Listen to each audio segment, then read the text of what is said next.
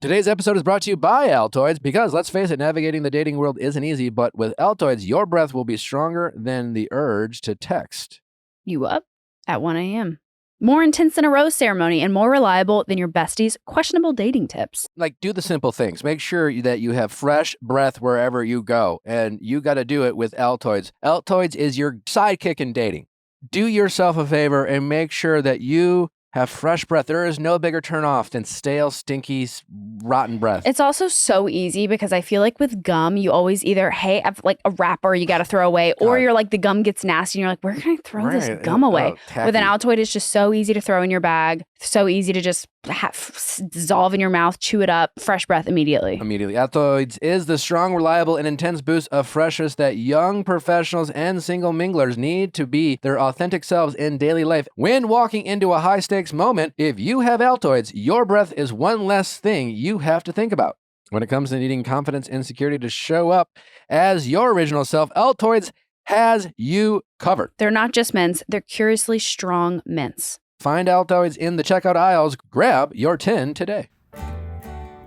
There's a lot of decisions you have to make when you have a baby. And the one that I feel the most comfortable and safe making is using Huggies for our daughter, River. The new Huggies Skin Essentials are here. A brand new dermatologist-approved line of diapers, wipes, and pull-ups training pants are all designed with baby's sensitive skin in mind. Their wipes have zero harsh ingredients for a great, gentle clean. The Skin Essentials diapers features the Skin Protect liner, which is what helps take care of the ick and stick that can cause rash. Their whole diaper helps protect against the top 2 causes of rash by managing moisture and runny mess. Pull-Up Skin Essentials has got your big kid covered too with a training pant that is ultra soft and breathable to help protect sensitive skin throughout potty training. Learn more at Huggies.com. Once again, head to Huggies.com to learn more. You're crazy.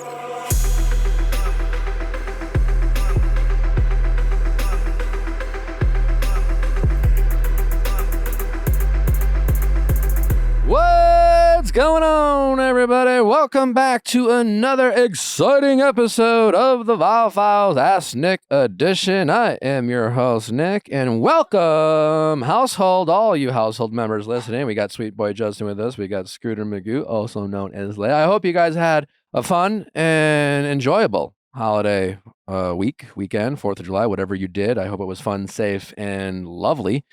I hope no one blew off thumbs, ears, body parts with fireworks. I'm still sitting here.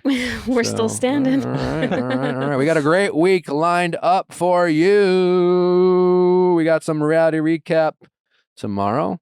We got Jess from Perfect Match on Wednesday, a special episode of Going Deeper. Coming this Wednesday, it is going to be a cheek-clenching, jaw-dropping, holy shit, I can't believe this happened, a la like Raven from Love is Blind. What cheeks are we clenching? All the cheeks. Okay. All the cheeks. It's a very, let's just say, sensitive situation going on with Jess. And all things regarding Harry. But it's a wild. I really feel for her. Tough situation. Anyways, that is this week on the Viall Files. Anyways, we have a writer-inner. We do, yes. And this is an interesting one. She writes in saying, my grandparents prefer my brother. And says, hey guys, my grandparents are pretty close to me and they've always treated me and my brother similar. But recently this has shifted completely. They have ruined my graduation party without apologizing. And they've recently given my brother his second car. And I have never gotten even one car from them, LOL. They've also paid for an apartment for my brother, and every time I visit them, they always talk and ask only about him.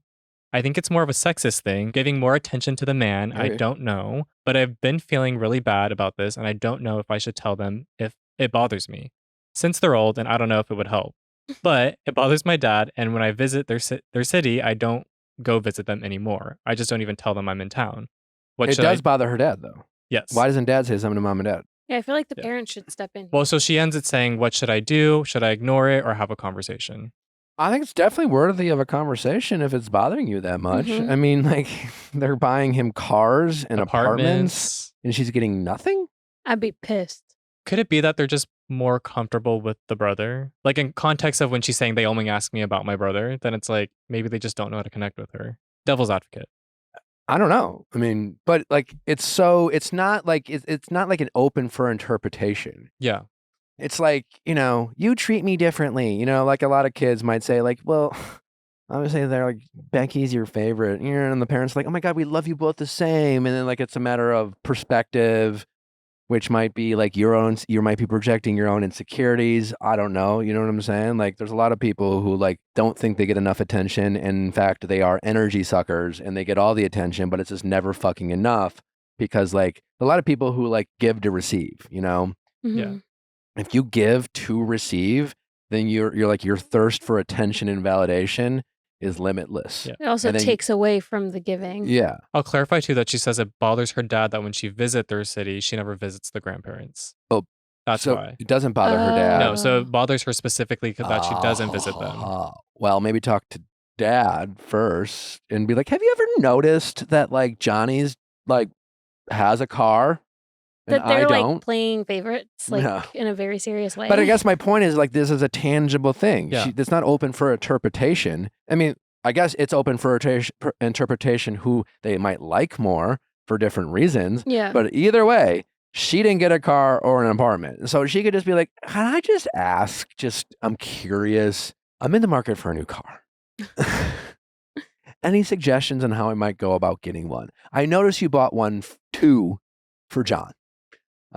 Is that because you like him more? I can't help but feeling a certain way about it. I mean, like There you she go. can have you Yeah. can even like be fun. Where are my cars? But it's worth a question. Like Because I'm also curious if it's like the grandparents see him as like he needs more assistance, but like you're self-sustaining. maybe. Yeah, there's Maybe so many details it could here be that like we a need to boost to know. it. But Like, it's where certainly do they worthy both of live? How old are they? Certainly worthy of a question. Just Yeah. out of curiosity, like I couldn't help but feel like Natalie's the youngest of her family. And it was like tradition for her grandparents to like I think send upon their high school graduation to send said kid to Europe. She didn't get one. Ooh. She didn't get sent to Europe.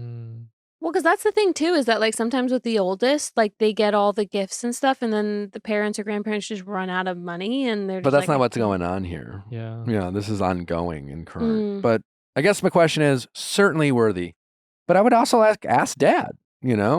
Hey, fair Dad, you don't want me to go, but I can't help but be a little bothered and maybe jealous. Sorry, I'm jealous. I'm jealous that he's gotten two cars and they're paying for his apartment. I could really use that. I don't know what's her job? She didn't say. Yeah. Listen, if she's crushing life and her brother's kind of a loser, I would just be happier that you're crushing life rather than grandma and grandpa. That's what are I was getting giving at. cars. Yeah. Yeah. So maybe there's that, is there a discrepancy in your financial situation?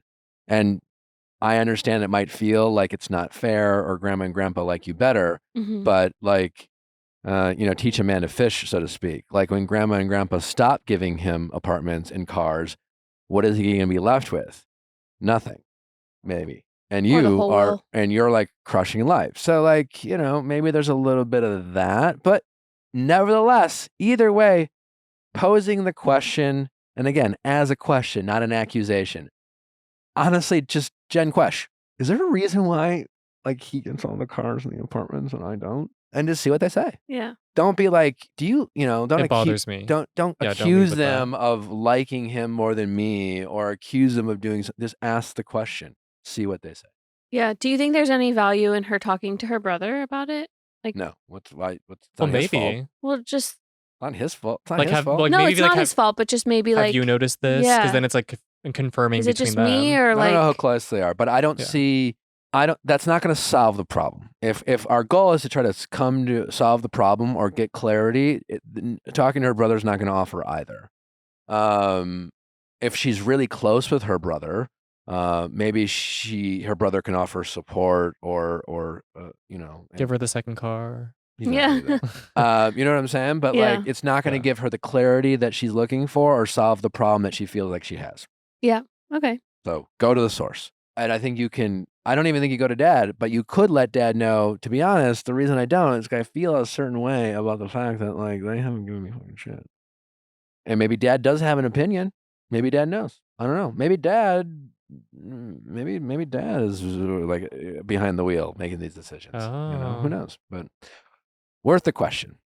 All right. Well, let's get to our callers. I know you guys want to dive into that, but before we do, don't forget to send in your questions at asknick@theviallfiles.com for any of your questions, whether it's an Ask Nick or maybe a specific texting office hour or a mediation. We certainly love more of those. Relationship problems, wedding problems, family problems, whatever the problem is. Give us a shot to help you solve it. Again, we got a great week lined up for you, so get ready for some drama, some fun, some laughs, some good times. Thanks for joining us whenever you join us, because you are a member of the household. All right, let's get to our callers. Question time with Nick. Let's ask Nick your sexy questions. Is that a Packers? Heck yeah, it is. From New Orleans? 1997 Super Bowl. Yeah, hell yeah. What? I was literally talking about that today with Brian Baumgartner. Are you from Wisconsin? Yes, Right. I am in La Crosse. Oh, you are? Nice. I'm actually originally from Wisconsin Dells, like born and raised. Are you really? Oh, nice. Okay. Yeah. I've been to both places. How's it going? Good. How are you? Good. What's your name? My name is Jess, and I'm 34. How can we help, Jess? I think I'm moving too fast in my new relationship. Okay. What makes you think that you are? So we met in the middle of February, like towards the end of February, Okay. and we went on a few dates, defined our relationship the beginning of April, but we said the I love yous like the end of March. And now we are talking about selling my house and me moving in with him like the end of this year. Okay. Yeah. Wow. That is fast. Yeah. Why do you feel like it's moving fast? Because I ask that because obviously, by definition, and I guess most people's standards, that's moving very quickly. That being said, Mhm. other people have moved very quickly, and it's been fabulous. Other people, not so much so. The point is, you feel like it's fast, and that's what matters most. Yeah. And we need to figure out why that is, and what do we do about it? Okay. I think the reason why I feel that I'm moving too fast is because, I mean, I've not necessarily made fun of other girls that have moved too fast or other relationships that have moved too fast, but I've questioned their, intentions and why they're doing it. So now I'm like, I need to question myself. Okay, so And so would you say that your feelings of moving too fast are more rooted in an exercise of self-awareness and a desire to not feel like a hypocrite rather than questioning your actual feelings about him, the relationship, and its pace? yes, I am trying, like, I don't want to be a hypocrite and I'm trying to be self-aware because my feelings for him, like, I head over heels for him. He's great. Like, everything about how we've gotten to know each other has been, I would say, pretty healthy. So I just don't want to lose my independence because I have been, independent my whole life. And now I just like selling my house. Like my house has been my sanctuary. And I just feel like if I lose this, I lose a part of myself. Okay. How old are you again? 34, How old is he?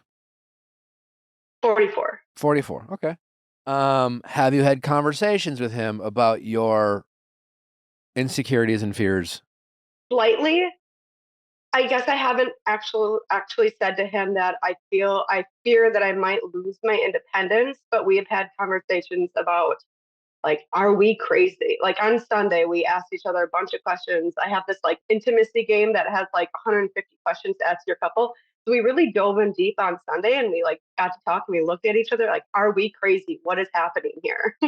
I don't know the answer to that. And truth is, you don't know the answer to it either because, you're talking to someone who strongly believes that the success of any relationship comes down to not the promises we make to each other today or yesterday or tomorrow, but our willingness to wake up every day and make the relationships we decide to be a part of a priority. So you two can say whatever the fuck you guys want to each other today, and it can all feel very true. But we all know that feelings in life changes, and you can't predict what either of you are going to choose to prioritize in the future. Knowing that Yeah. you can't do that, all you can, relationships are a leap of faith. Especially newer ones, especially ones that move quickly. So if you do this, you're both going to have to accept the fact that this is a risk. And I think, I think a lot of times people in relationships, especially relationships, new ones that move fast, I think sometimes people are afraid to do that out of fear of diminishing what it all means, or what does that mean? We're not as in love as we say we are, or whatever. It's just like, no, it's not saying that. It's just saying that, like, right now, you guys, here's how I see your relationship. You guys have met, it's been early, and it's been so good, so early on, that your feelings are so intense that despite two adult people, probably sane and logical, who've probably offered their friends advice in the past, are willing to say I love you, plan for the future, make big life decisions like even selling a house, knowing that you both still have a lot more to learn about each other than you actually know about each other. So I would love for you both to be able to admit that to each other and just point it out that is just a fact. Doesn't change how you feel.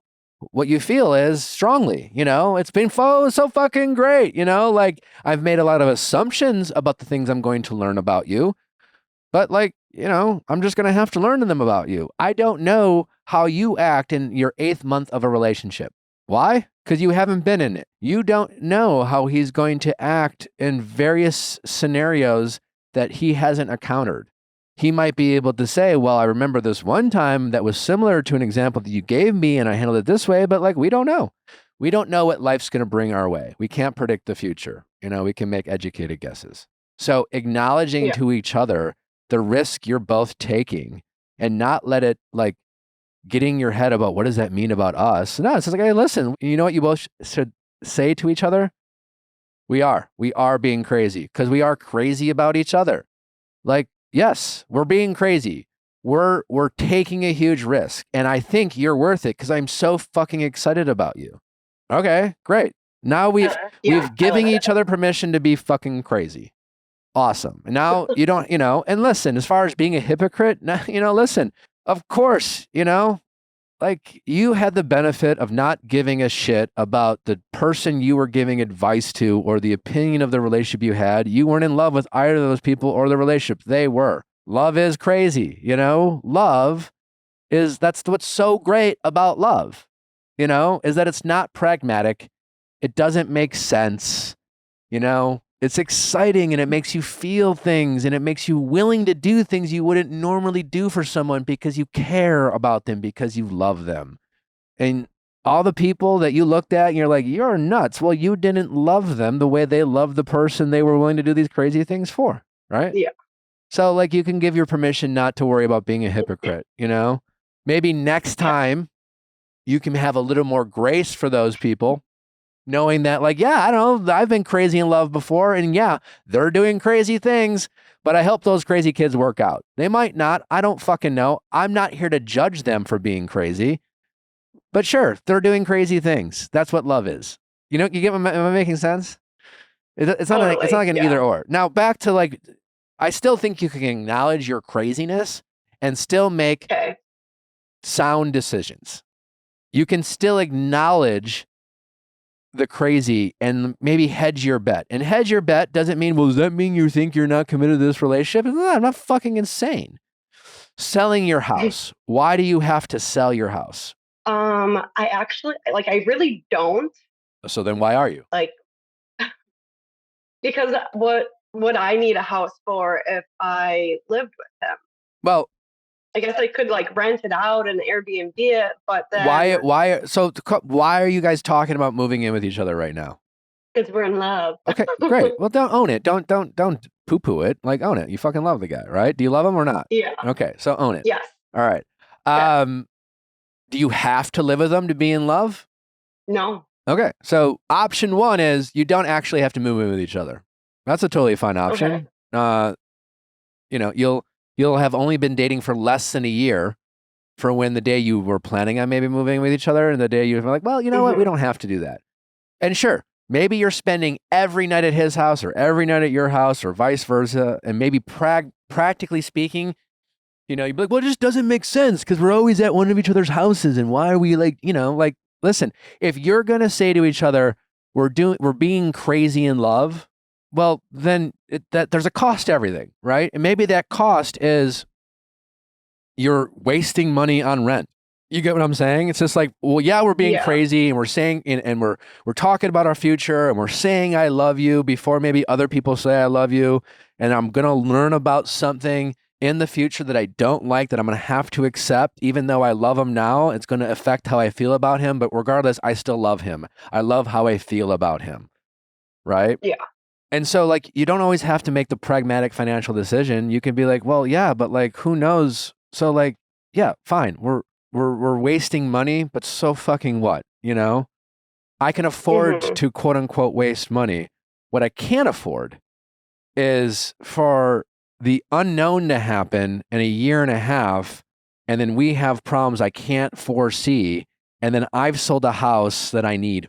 Like, cause then we're hoping, you know, that's wasting a little extra money on rent for a house and it's not even rent. You own the house. So you're still building equity. It's not, you know, so even if it was rent, you know, but this isn't even rent. This is mortgage. Yeah. This is your mortgage, right? So option 2, move in with him, rent out your house. Now it becomes an investment property, you know? Yeah. And we've talked about that too, but then there's like logistics of like, what if I get a bad tenant and blah, blah, blah. You can get rid I don't want to deal with that kind of stuff, but that's just something okay, that I have to if I... But don't deal with it. Again, you still have option 1. Yeah. Right? You don't need the money.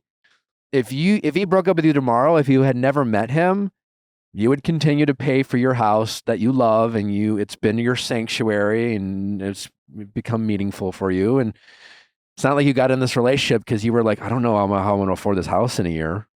You know, that's not so why are we worrying about how, it's like, why are you're acting like you need to do something with this house. Why do you need to do something with this house? I don't understand. It's just a lot of work because I'm, you know, like plumbing and like fixing a roof and stuff like that. I mean, it's just a lot of work. So, and eventually it's going to need all of like the house fixing up. So it's not an apartment. It's an investment. I'm just... Yeah, I don't know. So what? You knew a house was a lot of work and someday it might need a new roof. And when you have to like, it's going to suck to spend $25,000 on a new roof or whatever it costs or whatever, but it's not money spent. You are investing in your investment and hopefully, you know, it'll continue to keep or appraise in value. Yeah. So I just don't know why you're giving I don't know why you two are giving your guys' self a deadline that doesn't really need to exist. Why? Because you don't want to like have to mow your lawn that you're at a place that you're not at. Like, so what? Hire someone to mow your lawn. I don't know. Or again, get a tenant and try it out. I understand that could be work in itself, but there also might be some revenue opportunities for you. Okay. You know, be particular about your tenants. You know, as someone who doesn't need the money, you don't have to rush to find a tenant and take a risk on the unknown. You can be really picky, right? Yeah. There's an option. Yes. So I guess I just think maybe you guys have a conversation and understanding that like I'm open to the idea of us moving into it with each other, but it feels rushed and honestly like just not like just the smartest decision to feel like I have to rush to sell my house in a market that is slowly becoming a buyer's market, you know, with interest rates being what they are. And I guess like the timeline we talked about was like, I would move my bed into his house because I have a king size bed. He has a queen size bed.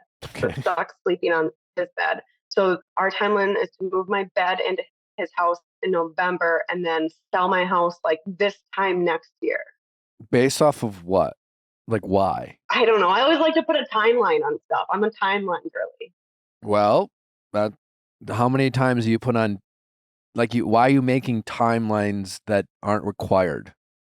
then that you're forcing yourself to make decisions that might not be needed to make. Does that sound right? Yeah. Why? Kind of, yeah. Like wait, make Who knows? make decisions when you need to make decisions. Don't procrastinate necessary decisions, but like why? I don't understand. If you need the money, fine. Great. Maybe you have to make a decision that is not ideal, but you made it because you need the money. But it doesn't sound like you do need the money. Like your big gripe is the inconveniences of owning a home, which, whatever. Like, it doesn't seem to bother you now. Yeah. You like your house. Yeah. Uh-huh. Yeah, I guess I'm just like, I don't know. So is this your timeline or his timeline or both of your timelines? I guess it's both of our timelines. Why? And just out of curiosity, why November to move the mattress? Like, why not move it now? Why not? Because I'm thinking about Wisconsin weather. Get a fucking Helix mattress. It's all right. You're from Wisconsin. It's not the end of the world. It's a bigger state than people realize. We can also edit it out. I don't care. Anyways, try code VIALL. I don't know. Get yourself a Helix mattress. It's only like, think about it, right? Part of your decision to sell your house is over a mattress. Yeah. And that's weird. I like my sleep and I like sleeping on my bed. Get a fucking new mattress. They're not that, a Helix, very affordable. Okay. Problem solved. Now you have two mattresses. Okay. Or move your mattress now. How many nights do you sleep at his house already? He stays at my house most often because of my mattress. Because of your mattress. I have animals too, so. So again, you can move over to his house and keep the house. You can move to his house and get tenants. These make a lot more sense than deciding to sell a house you don't need to sell for a relationship that, despite its intensity and your love for each other, is still on the newish side. If you get engaged and married, sell the fucking house if you guys decide you don't want an investment property. But okay, why are you doing it now for a boyfriend? And it doesn't make sense. Okay. The same way not selling your house doesn't mean you're any less in love, selling your house doesn't make you more in love. Okay, I like that. It's just you're forcing yourself to make a decision you don't need to make. Yeah. And you should base your decision to sell your house or not sell your house on a lot of other variables other than, should I move in with my new boyfriend? Yep. So, does that help? That helps a lot, yeah. Do you think he's going to handle this news well? How do you think he's going to respond to this? I think he's gonna do whatever I want to do. Great. Like if I don't want to sell my house, he's gonna be totally cool with that. He'll still mow my lawn. If I do want to sell my house, then he'll help me move my stuff. So sit him down and be like, listen, obviously still love you, just in case you were wondering. Of course we're being crazy. And you know what? I love it. I love feeling this way. I love feeling like we're being fucking crazy. We are. And I just want you to know, it's my every intention to choose you in this relationship for hopefully the rest of our lives. But right now, can we just agree that maybe it's a little unnecessary for us to have conversations about selling my house? Let's have conversations about whether we should move in with each other. Great. I don't care. And if we move in with each other, then we can have a conversation about what makes most sense about the house. But right now, I just want to keep the house because, I wouldn't have, unless we get married, there's just no reason for me to try to get rid of a really good property that I really like and care about, that it's appraising in value. It's not burning a hole in my wallet. It's not necessarily a great time to sell right now. Why are we making all these very important decisions based off of living? Like, we can live with each other. That has nothing to do with this house. So can we just, I just want to get on the same page with you. Can we just agree that let's keep deciding whether we want to move in with each other down the road? I'm totally down for that. And also, it's okay if we wait, too. It's all okay. Whatever we decide, it's totally up to us. None of it speaks to our love and our future. Our ability to have these conversations, to get on the same page, actually does. So how this conversation goes matters way more than what you decide to do. Does that make sense? Yes. Yeah. Because none of moving in and what mattresses you guys sleep on, and if you sell the house, won't ensure the success of this relationship. Forcing you to make decisions you don't need to make, especially if those decisions are only made to give you guys a false sense of security, because you're willing to do these grand things for the sake, and that's never a good thing. You don't need to prove to each other how much you love each other by making poor decisions. I like that too. Prove to yourself that you love each other by choosing each other every day and being willing to sit down and understand each other. And if you feel disconnect, get more connected, talk through things, but paying for an extra mattress or paying for a mortgage in a house you don't spend a ton of time in or only half your time in is totally fine, especially if you can afford it. Yeah, totally. Cool. Yeah. All right. Well, you feel good? We have a plan? I feel good. Yeah. That helps me make my decision. Just I don't have to rush into selling my house, especially like you said, it's turned into a buyer's market. So yeah. And if you want to sell your house, sell your house, but make it about your house and stop making, and enjoy the moving fast, but like you don't just every time you make a decision, do I have to make this decision? And why am I making this? If you don't have to make it, don't make it. Okay. Cool. That's cool. Yeah. All right. Other than that, enjoy being in love. Have some fun with it. I will. Yeah. And I think I actually got this idea of this like 150 intimacy questions from your podcast like a few months ago. You might have had what's her face? What's that therapist face on? Some therapist on, and she was talking about this game. Nicola Pera, or was it Dr. Garanik? Or it was one of them. Yeah, they talked about this game, and I was like, I need to get that. and like, well, you liked it? It was fun. Is that why you fell in love? I don't know why I fell in love, why I did so fast, but it's really helping us build our connection and really work on our communication skills. Well, focus more on building your connection. Reason why, Go ahead. I'm sorry. Okay, sorry. I think the reason why I fell in love so fast is he's just so easy to communicate with. Like in my past relationships, I've always been so guarded and so like tense around people. With him, I just felt at ease that I could be my authentic self, and it's just been super duper easy. And answering these questions, even about like stupid like past trauma or like weird stuff I would never want to tell a boyfriend, like he makes it so easy to just say what's on my mind and tell my truth. Awesome. Well, that's great. We'll focus more on that and less on these unnecessary deadlines or just like unnecessary deadlines. You can admit to yourself that you love a good deadline because, I don't know, maybe it's just your planner mentality. It gives you a goal, I don't know, something to shoot for. But when you start setting deadlines that are unnecessary, you start making decisions you don't need to make that you might end up regretting, Cool? Yeah, totally. Let this relationship help you make good decisions, not force you to make foolish decisions. Got it. Noted. Okay. All right. Well, good luck. Have some fun with this love. Okay, I will. All right. Thanks. Take care. Bye. Bye.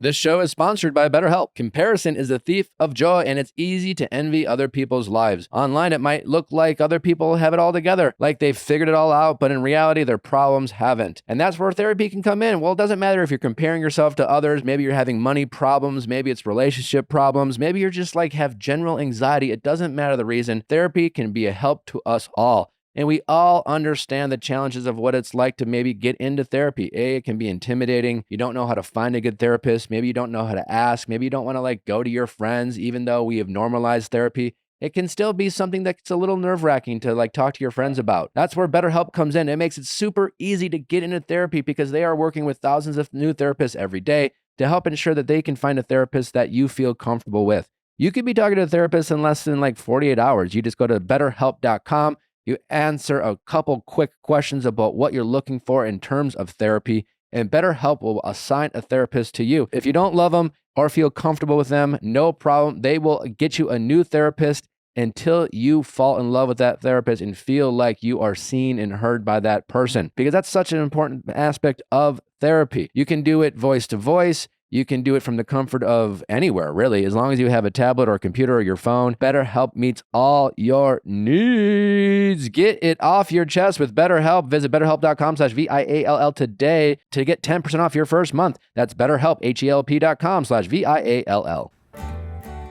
Ladies, like I've always said on this show, you know your man could always up his grooming game, and that's where Cremo's Men's Body Wash can help. Nothing pairs with a shower better than Cremo's Body Wash. Cremo combines a rich, lathering, and hydrating formula with meticulously balanced, multi-layered fragrances for a superior shower experience. Cremo's Men's Body Wash makes a regular shower feel like a scent sensation. Their bourbon vanilla body wash invigorates the senses with bold distilled spices, perfectly balanced with notes of rich Madagascar vanilla and aged oak, to create a shower experience that meets even the highest of standards. Cremo works with master perfumers to make sure that every Cremo body wash scent is meticulously blended and refined, and their hard work definitely shows. After every wash, get your man smelling like a high-end cologne. They also have amazing grooming products for women, including shave cream, razors, and hydration mist, all in a variety of unforgettable, dreamy fragrances. You can find Cremo's Men's Body Wash in its new distinctive bourbon vanilla scent at Walmart or Walmart.com. Once again, that's at Walmart or Walmart.com. How's it going? I am Daphne. I'm 28, and my mother thinks I tried to kill her and now wants to reconnect. Okay. Why does your mom think you tried to kill her? She's had like some sort of mental break. So basically it started when she had like some sort of mental break right after she divorced my dad. And then it got slowly and progressively worse, where she somehow thought like the government was after her and like all the cops were spies and like all this crazy stuff. And one time she thought people were following her everywhere, and her behind neighbors had just moved in her complex. And I got a phone call from someone she worked with while she was like in this crazy like psychotic break, and he said that she had thought that the people behind her were spies from the government, and she had a gun and she was like gonna do something about it. Well, that sounds very scary. Is your mom been diagnosed with any type of mental health condition? No, so basically what happened was like when she did that, I called the cops for a welfare check, and she thought the cops were spies, and she ended up fleeing the country, which was really crazy. But she hasn't been diagnosed with anything, because now she lives off the grid, and I tried to go to Colorado because they have a law where only a family member can petition to take your weapons away and get you a mental health check, and she was already gone. Man, damn. So now it's so crazy. I was like, I hope in the email you guys think I'm not lying, because it's so crazy. Yeah, well, you'd be surprised how many different crazy stories we get, but and so she just reached back out? Yeah, so I was trying to talk to her basically after she had like her mental break and stuff. I tried to call members of her family to kind of like help me, give her support and stuff.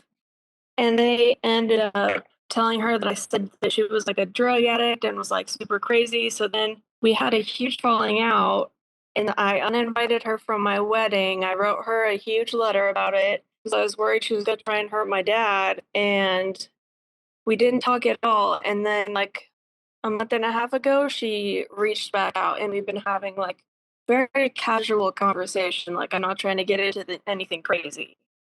Okay.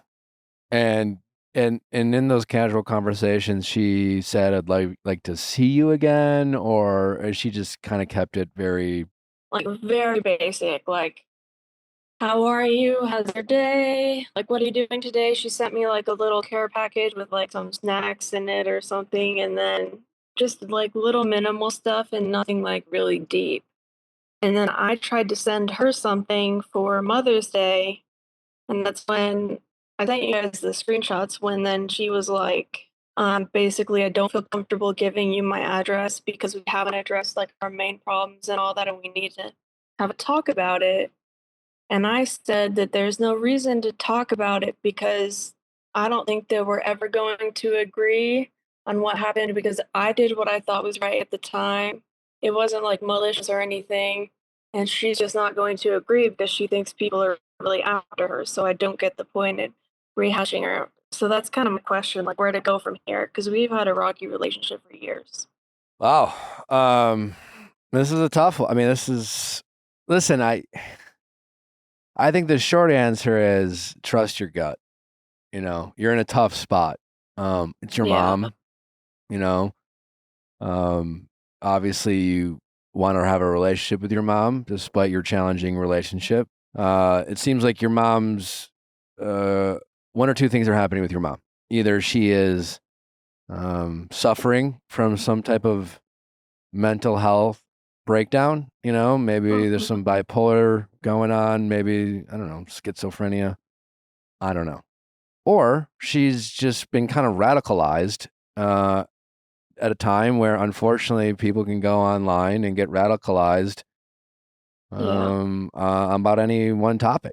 I think you have to trust your instincts that I guess what I'm trying to say is maybe there's nothing to do and what you have right now is best case scenario, right? Yeah.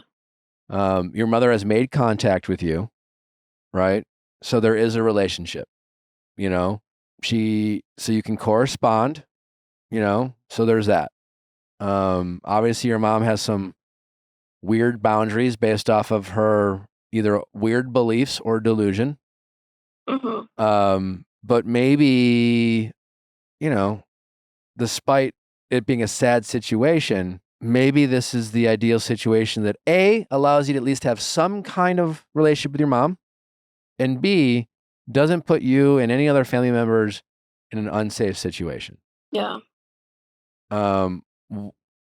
Did you actually say that to your mom in response, or is that just what you were thinking that you would say?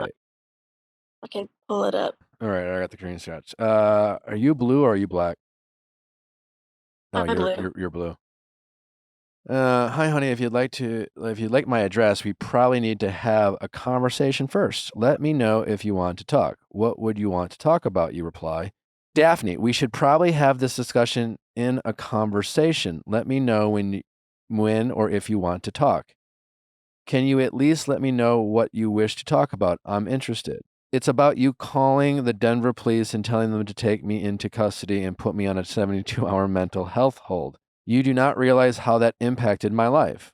It's about you calling my family and telling them I'm a drug addict, and you may not realize how much damage you did in our relationship. You eliminated any trust that was between us. You reply, I'm interested in rebuilding a relationship, but we will never agree on what happened. I did what I honestly believed was the right thing at the time, whether you believe that or not. Do you think that is something we could ever have a resolution on based on both of our feelings? I love you, Mom. I really do. She writes, I think this needs to be a conversation over the phone or in person. All right. Well, And then I texted her for Mother's Day and she never responded. So okay. This isn't rhetorical, but this is an actual question. What's the harm in having this phone conversation with her, even if she does communicate everything you say she's going to? Normally, so my mom has a control issue where she doesn't let me say no to anything. I'm not allowed to set up any boundaries at all. So this was me trying to establish a boundary and see if she would respect it. But at the same time, when I get her on the phone, she tells me, like, she screams at me and she tells me, like, I'm so selfish. Like, I ruined her life. I'm just like a selfish, ungrateful little person. And I can't believe that, like, she can't believe I would do that to her. And it's just like basically like just a bashing the whole time. It's not a conversation. It never has been. Okay. Well, I don't fault you for assuming that would be more of the same. So I don't know. I mean, like that's a totally valid response, you know. And I'm assuming, and just deep down, you just know that's you. So you're saying, if you said, "Hey, Mom, I just want to preface this by saying, you know, I'm happy to have this conversation. I don't, I'd hear you out, but I'm not anticipating my feelings changing. But if you want to have this conversation over the phone, I'm willing to have it. Yeah. I mean, I could try it. I just haven't really thought about it really because I just don't see any point where we're ever going to get to a place where we're going to have any resolution on it. And I think the only way to move past it is just to say both of our feelings differ. It was a horrible event for both of us. And just try to move past it. And it's not like I did it to hurt her or anything. Like I did it to help her, for her. It was a horribly traumatic thing to do also. Like to call the police on my mom because I was thinking she was gonna kill her neighbors. Like it wasn't like I was having fun with it or anything. Yeah. Yeah. No, it's a tough situation. Yeah. I mean, you know your mom. I don't know your mom. If you feel like having a phone conversation with her is pointless or potential further damaging, then you got to trust your gut. Yeah. If you think that having a phone conversation doesn't put you in any greater risks, and then if you think you are capable, and this is the big one, of maintaining and enforcing your boundary during this conversation, which is not allowing your mom to speak to you a certain way or raising her voice or accusing you of stuff. And you could say, hey, mom, when you get on the phone, be like, before we start, I'm hoping to hear you out, but I just want to let you know it's really important that this is a conversation and neither of us, and just include both of you in this so she doesn't feel like she's getting attacked, but like neither of us raise our voices or say things, or name call or anything like that. If that does happen, I just know, like, I'll end this conversation. And can you hold yourself to, hanging up, I guess, if it goes the way you think it could go? Yeah, I think that's a good idea. I didn't really think about kind of setting the stage for it like that. Just gonna be a really hard conversation to have too. But I mean, I really want a relationship with her. I don't want to not have a relationship with my mom. Exactly. So I guess the big question is what risk are you in? You have to assess that. It doesn't sound like a ton. You want to have a relationship with your mom. So then it comes down to, yeah, you have a pretty good guess how it probably will go, how it might go, yada, yada, yada, not productive. But if you have nothing really to lose, and it doesn't sound like you do when it comes to your relationship with your mom, why not just have the conversation and see if you might be surprised? Yeah. Maybe, she still might say, hey, listen, that really affected me. And you could say, Mom, what you need to try to do, and this is such the hard part in any situation like this, is you need to try to acknowledge her feelings and make her feel like you're empathizing with her without agreeing with her. Yeah. And people have a hard time doing both. You feel like you can't empathize with them or acknowledge their feelings out of fear of them thinking you agree with them or you conceding. So when she says her thing, it's like, well, I had to move to a different state and you made me feel this and you did this to me. Your response could be like, Mom, I'm really sorry that happened. That obviously must have been very hard. I can only imagine what it might feel like to feel like you're stuck living in this place. And I'm really sorry you're dealing with that. You can say all those things because regardless of how she got there, she is there. That is what your mom is dealing with. And maybe she has only herself to blame, but you can still empathize with what she's going through. And you can acknowledge her pain and her suffering by just saying, I'm really sorry you're dealing with this. I can only imagine how hard it is. That must be difficult, et cetera, et cetera.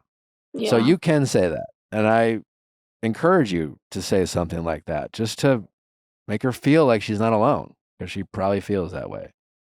You can still say, despite all that, Mom, well, as it's difficult, but I have strong feelings as to why I made the choices I did, and you can decide for yourself at that point whether it's worth pointing out that you're concerned for your mom's mental health or call her out on her beliefs, or you could just choose not to. Your option could be like, Mom, I like I said before, I'm really sorry you're going through this. I do stand by the reasons I made the decisions, and I don't want to argue with you about what you believe in versus what I believe in, because it does seem like we're very far apart there. But I guess what I'm curious about, Mom, is there a world where we can have some kind of relationship despite our differences? And even if that relationship, Mom, is talking to you on the phone about what you're up to and I'm up to, I want to have some kind of relationship with you, Mom, because I love you, and I want to respect, even though I don't agree with how you're going about things. I can't change your mind, and I have to respect your decisions, but I still want to have a relationship with you. And it's kind of finding that middle ground. Am I making sense? Yeah, I think that's a really good idea. I never thought about doing it that way, to where she still feels like I'm empathizing with her, but I can also disagree with her at the same time. Yeah, it really comes down to setting, again, we were like repeated over and over, and I keep referring back to Vanderpump Reunion Part 3, but that it was a masterclass of Ariana knowing what her boundaries were and feeling confident in those boundaries, so much so that she was able to communicate it to her friends in a very calm and empathetic way, in a way that still acknowledged her friend Sheena and her kind of friend Lala's feelings by saying, you are valid for your feelings. I don't agree with them, but I understand why you might feel the way you do. Nevertheless, I have to still enforce this boundary. I hope that you can respect it, even if you don't agree with it, but I still want to maintain a friendship with you. I just need you to get on board with the fact that this is how I'm going to operate. Don't need you again to like it, right? And she did that very calmly. And it was and that's why Ariana can say, I want to be friends with you, because I can enforce this boundary all day long. No skin off my back. It's very easy for me to enforce. It doesn't take a lot of emotional energy. I'm very confident in my decision. I wish you would get on board, but it's okay if you don't, because that's your choice. That's your journey. So you just got to get it to a place where you can know what your boundaries are with Mom, be confident in those decisions, give her the opportunity to have a conversation. If she goes off the handle, goes back to manic Mom, starts raising her voice and calling you names and saying things that only just like hurt you, you can say, Mom, I'm going to hang up now, because unfortunately this conversation's gone to a place of just like pain and hurt words. And that's not why I called. So that's an option too. That's an option. And then assuming it doesn't go to manic Mom mode, right? And yet you just disagree on things, you can acknowledge her feelings, you can validate her feelings and say, but I do disagree. And that's okay, Mom. We don't have to agree, because I still want a relationship even though we have disagreements. And if you're okay with that, I would love to, maybe our relationship is just having a weekly phone conversation or an occasional check-in. I want you to be comfortable with this relationship, Mom. So whatever you're comfortable with, I'm on board with, but I want a relationship, whatever that is. You put the ball in her court, That's something to work with. I can try it. Yeah, I mean, listen, she might prove you right, but what harm, like, at least you tried. It was a phone call, Yeah. no big deal, nothing's changed. You just, that Mom's still struggling with her mental health, or you're just on the same page, but and that's where you just have that empathy for Mom. Obviously your mom's hurt. She's either been brainwashed or she's sick. I feel a little bit better about it now. I had a lot of trouble with our conversations when I was younger, because I didn't have those boundaries yet. She was still my mom, and those things were like really raw. But now I'm older, I have my own family, I have better boundaries. So I think it would be worth a try, because I think if I didn't try, I would regret it. Yeah. Like, I'd like to try everything that I can before there's just and you can always keep trying. And your ability to keep trying and continue to be disappointed has everything to do with your ability to manage your mental health and reinforce those boundaries and be confident in your decisions, and your support system that's around you, making sure that's strong. Because listen, if you call Mom and it doesn't, even if it goes the way you expect, you're going to be sad about it, right? So that's going to affect you, and that's okay. And, I don't know who you talk to about it, but talk to someone. Maybe it's a therapist. Maybe it's dad. Maybe are you married? Partner? You got a partner? I am married. You're married. Maybe it's your husband. And be sad about it, right? But like you said, at least you tried. Go into that conversation being confident what those boundaries are, Right. and be willing to enforce them calmly. It's like, hey, and again, if she raises her voice, you don't raise it back. You just say, Mom, I can't do this. So I need you to not yell at me. I need you to not name call, and we can continue this conversation. If not, I'm going to have to hang up. See what, and then wait 5 seconds and see what happens. So you're in total control of this, and that's what you have to remember. If your mom is as predictable as you think she is, then you're in control. So you can get through this, and like you said, you kind of have nothing to lose. And then you can have this disappointing conversation if it goes the way you expect it to, but it doesn't mean in a year you can try again. And like you said, if nothing else, all you can do is just have a reminder that mom's still struggling. Yeah, it hurts a lot more when it's your mom. Yeah, I mean, listen, I'm sorry you're going through this, but you can have the peace of mind that you haven't given up on her. Yeah. Because my parents are getting older, and I freak out about that a little bit sometimes. Yeah, that's understandable. I don't want her to pass in us feel like this.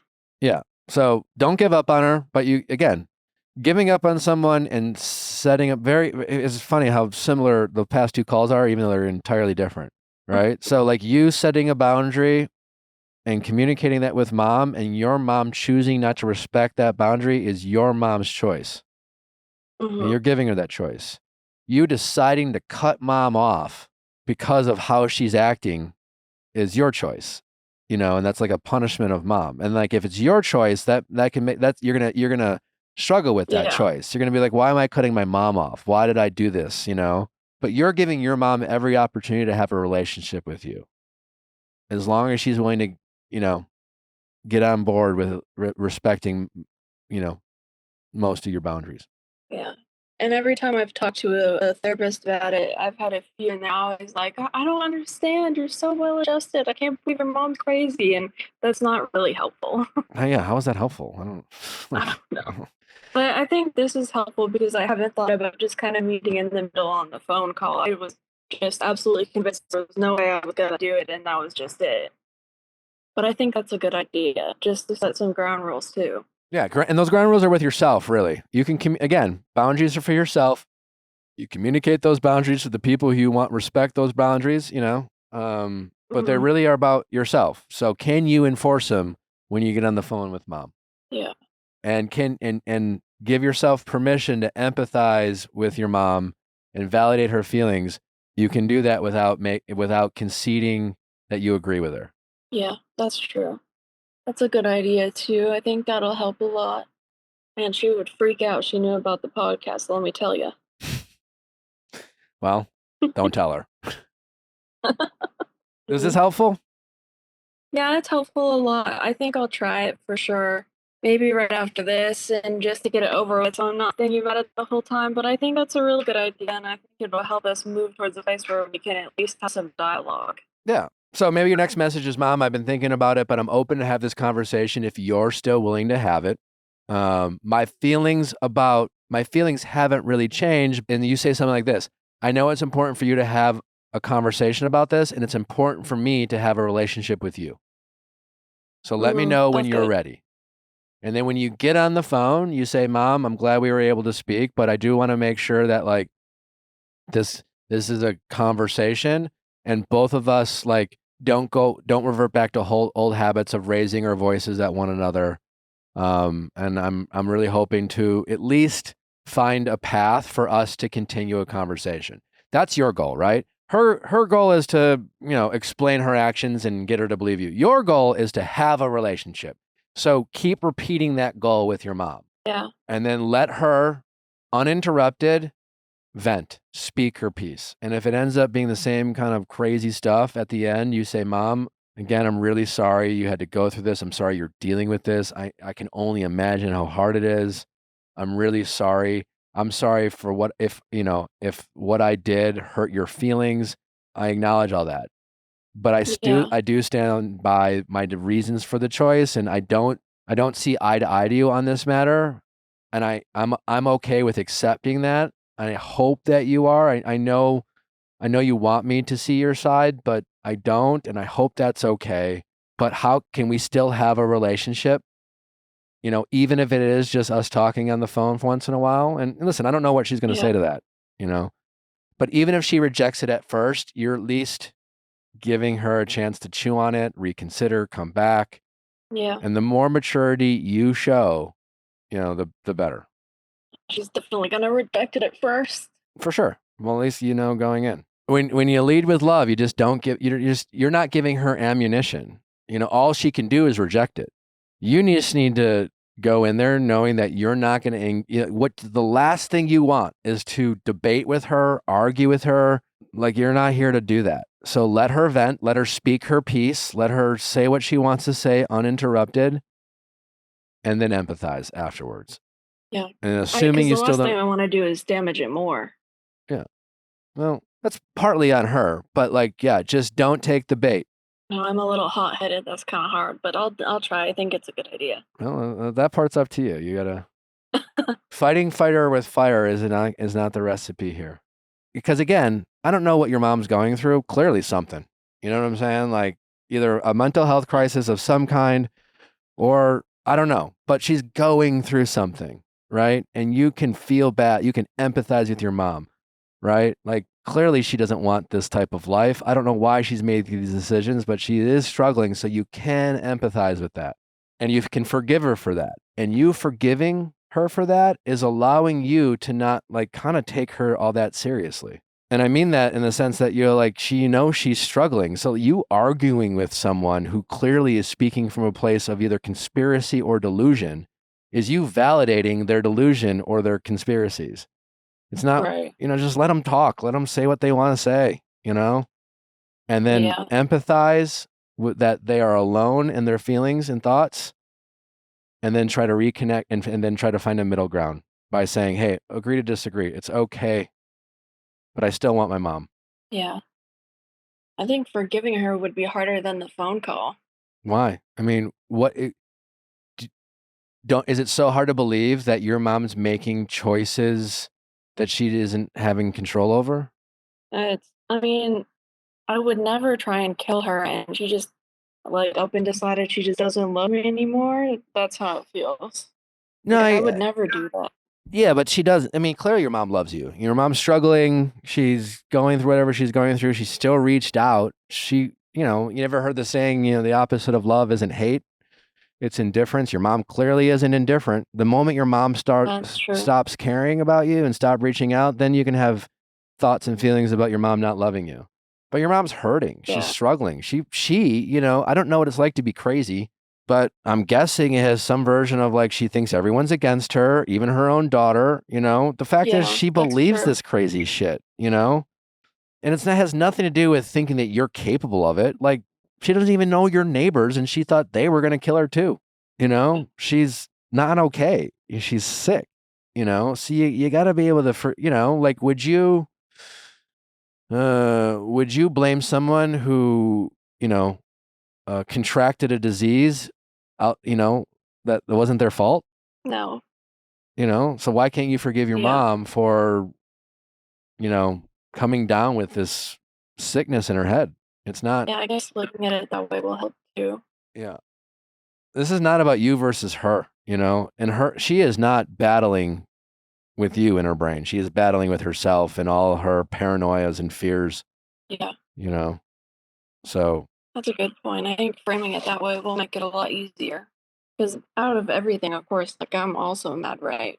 She just wishes At she everything had you that's by her happened. side, and she doesn't, and rightfully so, because that would be you co-signing crazy. But the idea that she doesn't love you, you got to remove that from your head, because that's, I mean, even from where I sit here now, that doesn't even make sense. Yeah. All right, yeah, you got to forgive her and empathize with her sickness. Your mom's sick. Yeah, I guess that's true. So That's nice. A little reframing helps a lot. that's why I'm here. All right, do you think you can do this? Yeah, I'm gonna listen to it back and then type of the text out and then give her a phone call. All right. Yeah, there's no rush, right? You know? Yeah. In the meantime, nothing's stopping you from sending a text to mom saying, hey, I know we're not speaking at the moment, but I love you and I miss you and I hope you're okay. Yeah. You can send that every day and you can mean it. Yeah, that's a good idea. I'll do that. You don't have to send it And every then day, but you can. And you know what I'm saying? Like Yeah. maybe do it once a week. But the point is you can still reach out to mom to say you love her. You don't have to agree with her. You don't have to like her, but you can still love and her. then she won't feel so alone like she's being hunted throughout the country, because that's got to be scary if you think it's real. Yeah. Terrifying. Terrifying. It's probably incredibly terrifying to be in her head. All I right. agree. Well, good luck. Keep us posted. All right. Thank you very much. All right. Take care. I appreciate it. All right. Bye-bye. Oh, well, we've talked about Vessi so many times, and that's because we love everything that they are doing. And since we are in the middle of summer, don't forget to stock up on your Vessi now, because chances are you got a vacation planned, or maybe you are doing some hiking. Maybe you're still like in the city deciding to walk to work now that the weather is a little bit nicer. Well, it doesn't mean you can't like accidentally step into a pothole or a puddle. And we all know how crappy it is to have damp feet all day. Maybe it's the Westerly jacket. You know, not all raincoats are made the same. Lots of times they just look like raincoats, but not the Westerly coach jacket. It looks like a stylish spring or fall coat that keeps you 100% dry no matter where you go. We love Vessi, and it's because their shoes are not water resistant, but 100% waterproof. It's perfect for any of you city walkers. You can ensure you stay dry and cool. No more wet socks after a walk on a rainy day. Ready to embark on the ultimate summer of adventure? Dive into excitement, embrace the thrill, and create unforgettable memories. Visit Vessi.com/VIALL and find the perfect blend of style and practicality in shoes designed for urban getaways, and enjoy an instant 15% off your first purchase at checkout. Again, that's Vessi.com/VIALL. Listen, it's summer and it's hot and you're sweating a lot more. I know I am, and y'all all know I have like something's wrong with me. You know what I'm saying? But since I've been using Lumi deodorant, it has been an absolute game changer. I feel like my body odor is minimal. Stunning. It's stunning. Yeah. I smell delicious. Thanks to Lumi. Thanks to Lumi. Thanks, Lumi. Their pH optimized formula is clinically proven to block odor all day, and it's not just for the underarms, it's for everywhere we get odor. Pits, privates, feet, underboobs, you name it. Lumi was created by an OBGYN who saw firsthand how normal BO was misdiagnosed and mistreated. It's clinically proven to block odor all day and control odor for up to 72 hours. Unlike certain traditional deodorants that try to mask odor with a fragrance, Lumi is formulated and powered by mandelic acid to stop odor before it starts, more like a pre-deodorant. Plus, now they have sweat control, the same outrageously effective whole body deodorant that you love, with a bonus of sweat control. Now available in the cream tube with 72-hour odor and sweat control. It's baking soda free and paraben free and pH balanced for safe use below the belt. You can choose from a variety of fresh, bright scents like clean tangerine, lavender sage, and toasted coconut. Lumi's starter pack is perfect for new customers. It comes with a solid stick deodorant, cream tube deodorant, 2 free products of your choice like mini body wash and deodorant wipes, and free shipping. As a special offer for our listeners, new customers get 15% off all Lumi products with our exclusive code. And if you combine the 15% off with the already discounted starter pack, that equals 40% off their starter pack. Use code VIALL for 15% off your first purchase at LumiDeodorant.com. That's LumiDeodorant.com. LumiDeodorant.com. How's it going? Good, Nick. How are you? Good. What's your name? My name is JoJo. I am 26. How can I help, JoJo? My wedding officiant RSVP'd no. Okay. All right. Well, how did that happen? A little bit of backstory. So my wedding officiant is actually my cousin. I think a lot of people would describe her as more than a cousin. We're very sister-like. Sure. We're the same age. We grew up together. We lived together at one point. Just very close. Very close community. cousin. Yeah.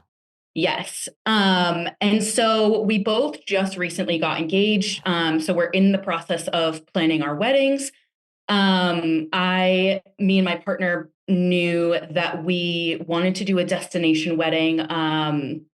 It's something we've been talking about for a really long time. And so when I was looking at my bridal party options, I was kind of evaluating everybody that I wanted to be my party. And since we're doing a destination wedding, I wanted whoever was officiating the wedding to be someone who was really important to us. And I felt like I'll call her Haley.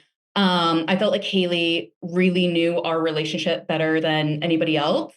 And so we asked her to officiate our wedding. I gave her a kind of like a bridal or a bachelorette gift, like I gave everybody else in my wedding party. She said yes. And then a few days later, after I gave her the gift and she said yes, she reached out to me and was like, so I only budgeted X amount to travel for your wedding. If you would like me to go, you need to pay the remainder. Otherwise, I'm not going. Okay. So, yeah. And I'm assuming you said, I don't have the money for that? Yeah. So where I'm confused and a little frustrated is we had previously had conversations about the budget and her affording the wedding. She had kind of mentioned it before she said yes. And I had very clearly explained to her, like, we were not planning to pay for everybody in the bridal party or our guests to go. But I was willing to like work with her on figuring out how to make the trip cheaper. There were a couple options at hand. And so I made it very clear that, we weren't going to be able to like pay for her to go. But what's make the trip cheaper mean? So we are using a travel agent. And initially when the travel agent gave her the quote, he booked like direct flights. He did, all of these different things when booking the trip. And so I was like, well, maybe, we can get you someone to room with you, like down there where we're staying. We can see if we can get you like maybe not a direct flight to try to offset some of the costs. Okay. That's not going to help all that much. I mean, in some cases, direct flights with stops are more expensive than direct flights. I don't understand airplane pricing. Mm-hmm. But that's definitely not a game changer. No, sharing the room. Isn't she engaged? She's engaged, married? Yes, correct. So, and her partner's not coming? So yeah, that was part of it. I didn't know that. We have obviously, this wasn't a big surprise. We've talked about doing a destination wedding for a really long time. And so everybody kind of knew that was our plan. And then after we like announced it, she said that her partner was not going to come in trying to save a little bit of money. So that was one piece of it. And just to put it out there, because it does matter. Mm-hmm. What is your perception of her financial? What is your perception of her financial situation? My perception of her and her partner combined is that this shouldn't really be an issue. Based off of what? So, for example, since we're doing a destination wedding, it was more expensive and more difficult to get a marriage license in the country that we're getting married. So we actually decided to officially get married here just to save on a little bit of money. Pretty common too. Right. Mm-hmm. And so she ended up being a witness to us actually getting married. Okay. And on the day of our wedding, we went out to brunch afterwards with her and our other witness, and she sat at the table and like bragged at how her fiance had this massive budget for her engagement ring, and he quote blew it up. This is your friend, your cousin. Correct. Was bragging about her engagement ring. Correct. Gotcha. And on other situations, I've just conversations around her and her partner, and their money has just kind of been tossed around. So I feel like okay. So they don't talk as if they're pinching pennies. Correct. Gotcha. Okay. So what can I help you out with, and what are you like? Where are you at? What decisions have you made, and I guess where what are you having a hard time deciding on? Yeah. So when we decided we were going to do a destination, we both agreed that we knew we were making this decision that was going to financially affect other people. And so if some of the people we invited said that they couldn't come. The day is about us, not about them. We just kind of had to get over it. Of course, maybe I was a little naive, but when I was thinking of that, I did not anticipate this individual to, for it to be an absolute no. Do you know what I mean? So, I guess I'm struggling with either whether or not I just need to get over it and stick to our thought process of we knew some people weren't going to be able to come and it is what it is and our day is about us, so we need to make it about us, or if I should open the conversation again with her and try to figure out if there's a way we can come to an agreement on her going, if I should just pay for her to go. Yeah. Well, how important is this relationship to you today? Very important. I truly can't imagine our wedding day without her. That's why I asked her to be our officiant. I guess I just felt like there was a little bit of whiplash when we had conversations about the price of the trip. And then she says yes to going to my gift that I gave her. She accepted it, says, yes, I'll be there. And then turns around 2 days later and is like, just kidding, I can't do it. What would it cost her? Just curious. So total trip is just over $1,500, and she told me that she budgeted $750. So if I want her to go, I need to pay the remaining $750. But in what she budgeted $750? She's bad at budgeting.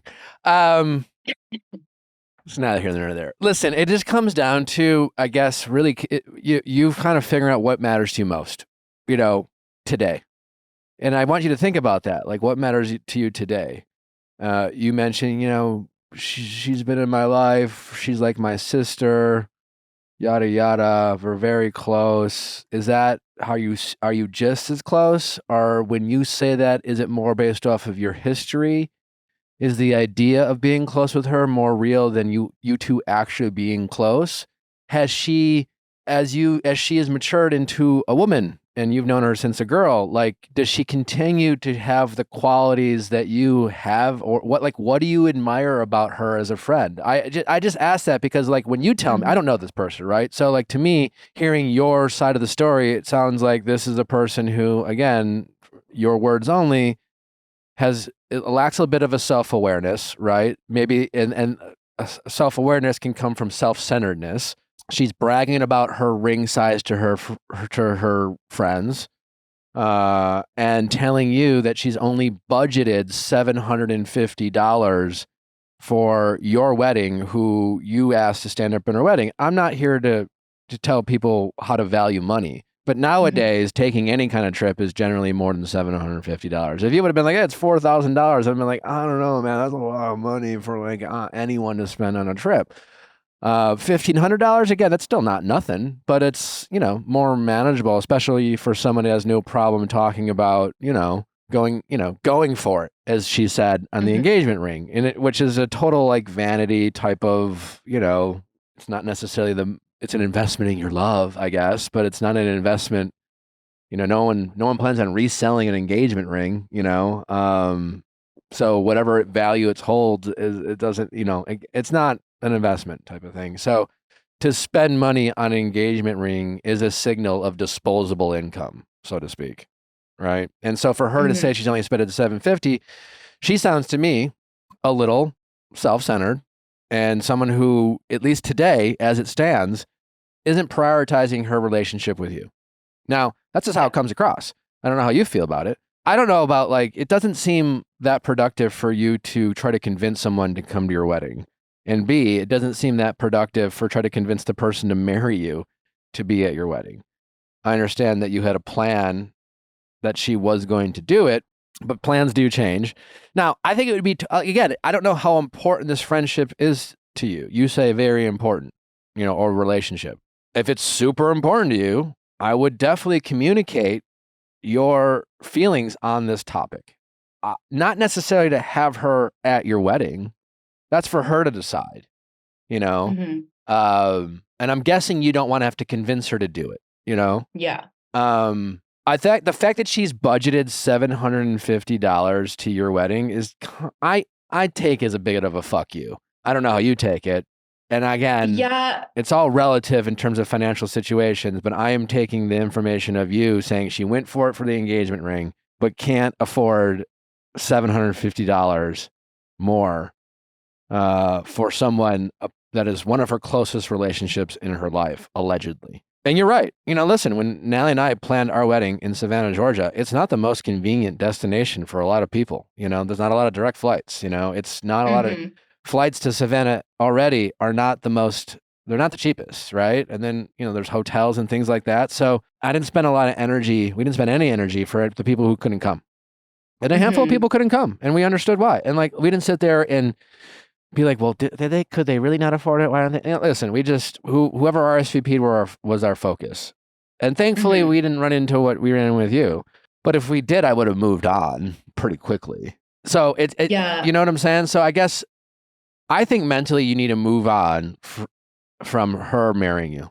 That being said, if this relationship is really as meaningful as you say it is, then it makes sense for you to talk to her about it. And how, I think it would be fair to just say, hey, listen, obviously I'm really sad you're not going to our wedding. I can't afford to pay for it. And if I'm just being totally honest with you, and I've already just accepted that you're not going to marry us, which is a bummer, but I don't want to have to convince you to do that. And I don't want to have to pay for you to be there on my wedding. I just don't. I don't know, call it the principle of it, call it what you want. I just, it just feels kind of icky. That being said, I can't help but listen, I'm not here to tell you how you can spend your money, or also there's something to be said about it's all, afford is a very relative term. A lot of times people can't afford things because they spend too much money on other things. So maybe the fact that she went for it.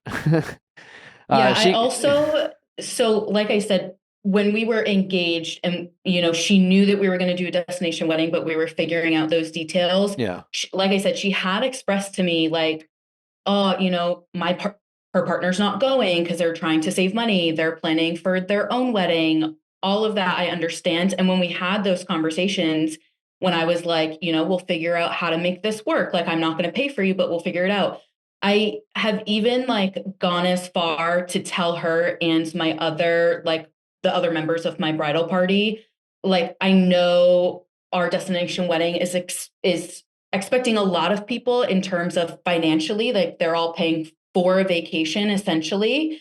And so as a result, I do not expect anybody to throw me a bachelorette party. What I would like is to do something the day before the wedding in this country at the resort to save everybody money.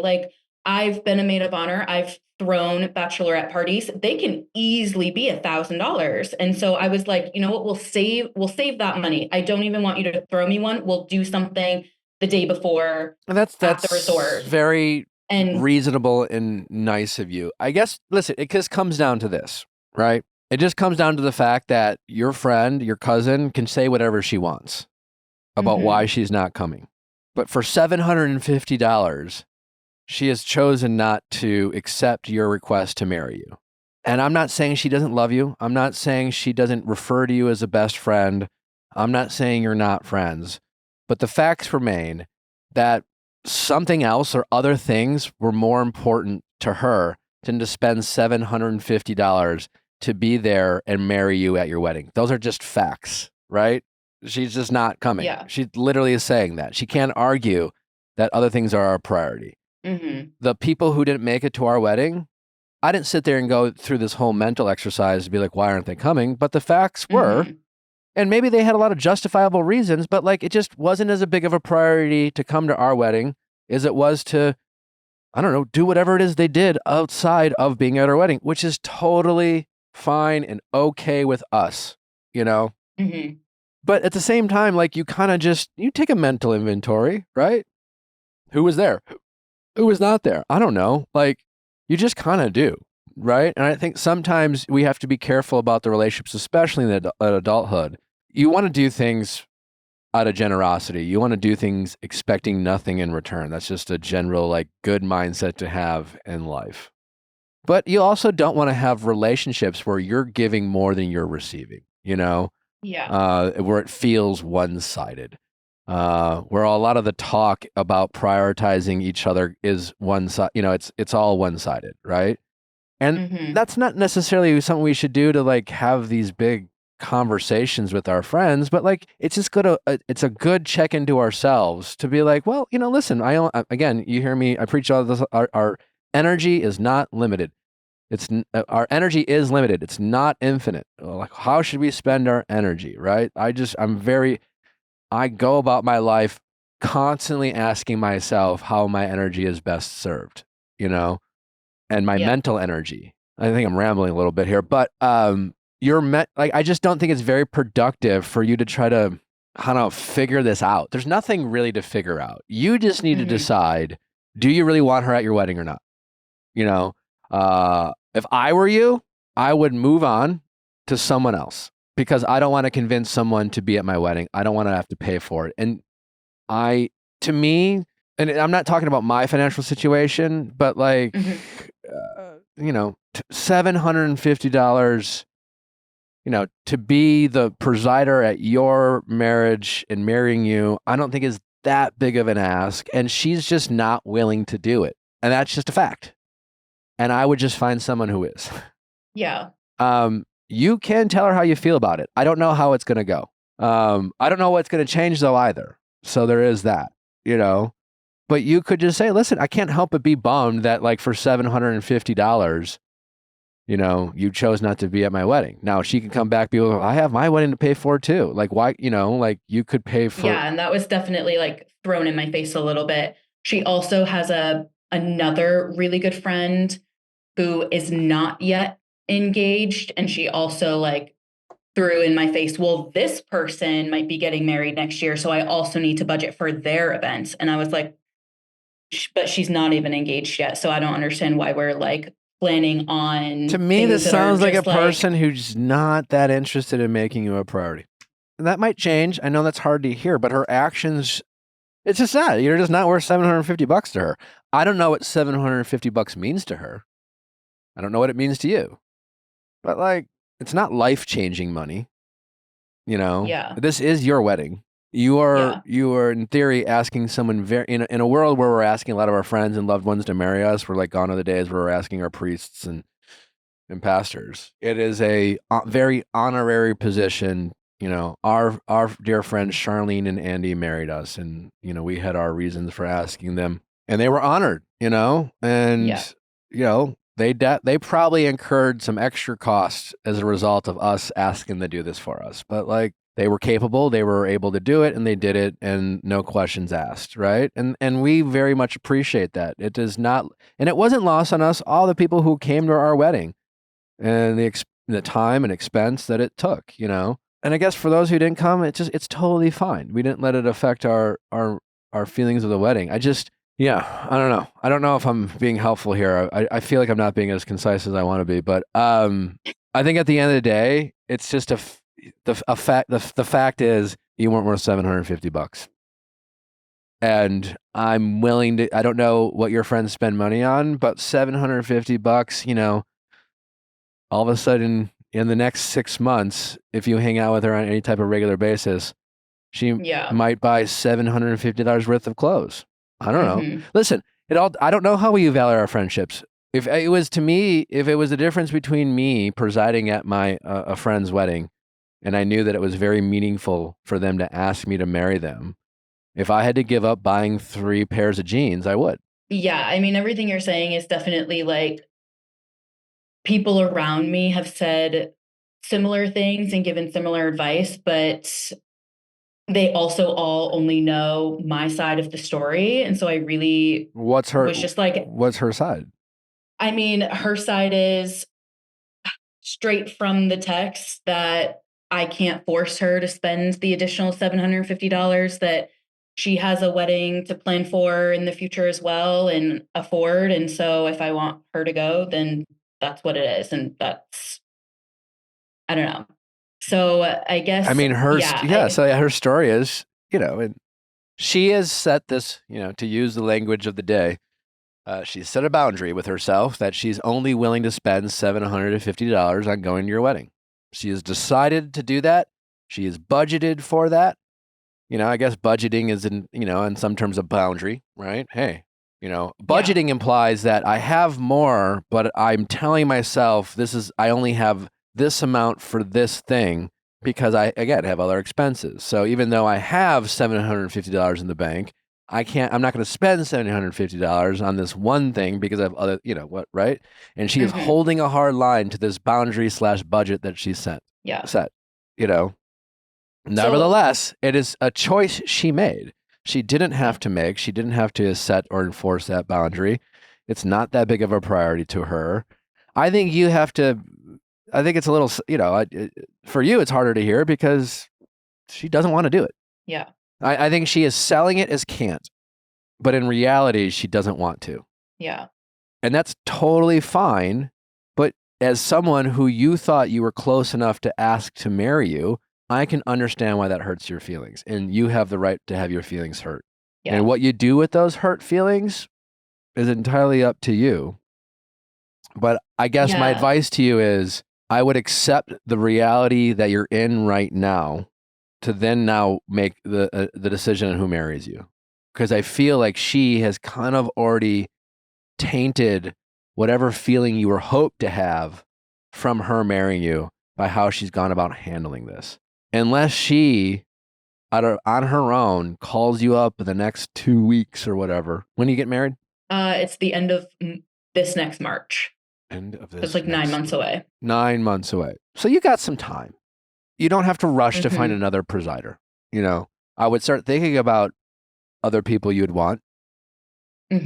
Also, I will say, I don't know, how did you make this decision about who would marry you? We just were really looking over, this is a small wedding. We invited 25 people. Yeah. And so we were just kind of looking at the people who were there. We knew we didn't want just a random person from the resort to do it. Sure. And so we were just looking at the people, and she has been a huge part of my relationship with my partner.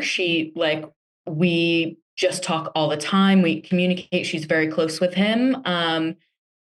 More so than my other friends. My partner's very close. We're very close with all of our friends, but they are they FaceTime each other on their own if I'm not around. So it's a closer relationship and dynamic than some of the other people who are going. So we just felt like she was the right fit. How did you consider at all her public speaking skills?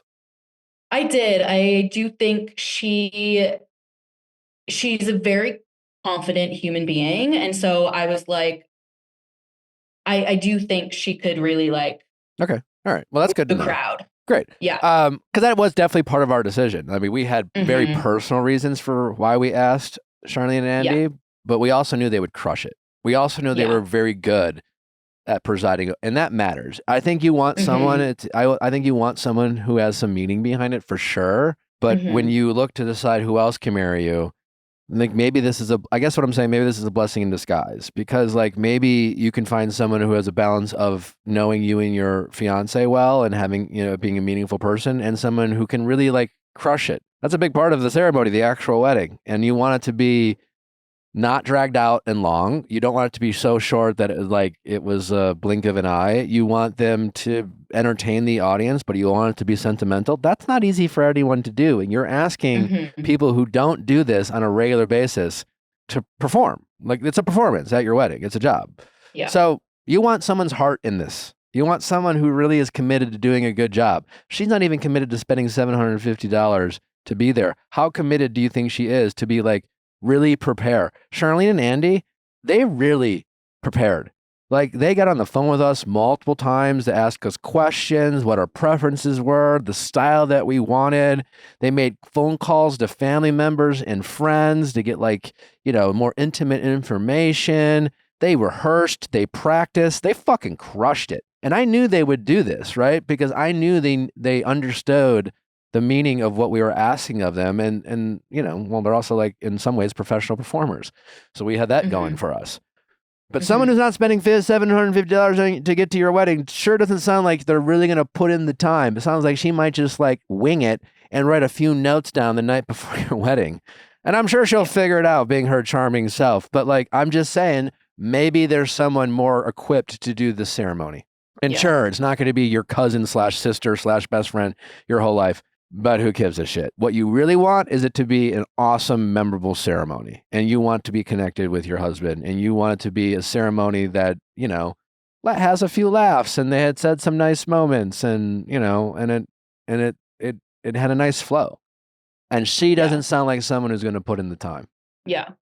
Do you think it's worth having any kind of conversation with her around this, or should I just let it go? It's entirely, my best friend who also listens to your show, she suggested, she was like, I think you should just set a boundary with her and text her and say, I really hope you can come. I would love for you to be there, but like, I don't want to hear any more about it other than if you're coming or if you're not coming. Like, that's it. There's no more like discussions about is it still being money discussed? Or not really, no. Let me ask you a question. I feel like I know the answer, but if you really believe she couldn't afford it, I'm guessing you would pay the $750. Probably. And in your heart, you know that she can afford it, but she's choosing not to. And it feels a little icky to you. I think in my heart, I think she, to your earlier point, like we have been close our whole lives. Our relationship has ebb and flowed, right? Like there are times in our lives where we're super, super close. We're talking every single day, FaceTiming every day. There are times where we're not. And I definitely feel like in this moment, there's a pattern, I do think, of her choosing other people over me, but I do think in this moment, she is just like sticking her to her guns and like sticking it to me and just being like, you pay it or I don't go. That's fine, but it's your wedding, you know? And what I mean, like, hopefully you only get married once, right? And so the rest of your relationship with her, I don't know why she's dying on this hill, right? I mean, people die on weird hills all the time, you know? They're like, I'm just going to put my foot in the ground. But bad news for her, if I were talking to her, like if she were calling it and being like, I really, you know, like I don't really have the money. I mean, I guess I could afford it, but it just seems like a lot of money. And honestly, some people just kind of have the mindset of it, like destination weddings are annoying and it's just like kind of rude to expect people to spend money on your wedding. And maybe she's one of those people, I don't fucking know. But people have strong opinions about this type of stuff, right? And so if she was calling, I would have been like, listen, you know, if you plan on having, and let's say when she's calling, she's like, you know, I really love her. We've been friends our whole life. You know, like, yeah, we've had our ups and downs, but like, I don't see this person ever not being a close friend.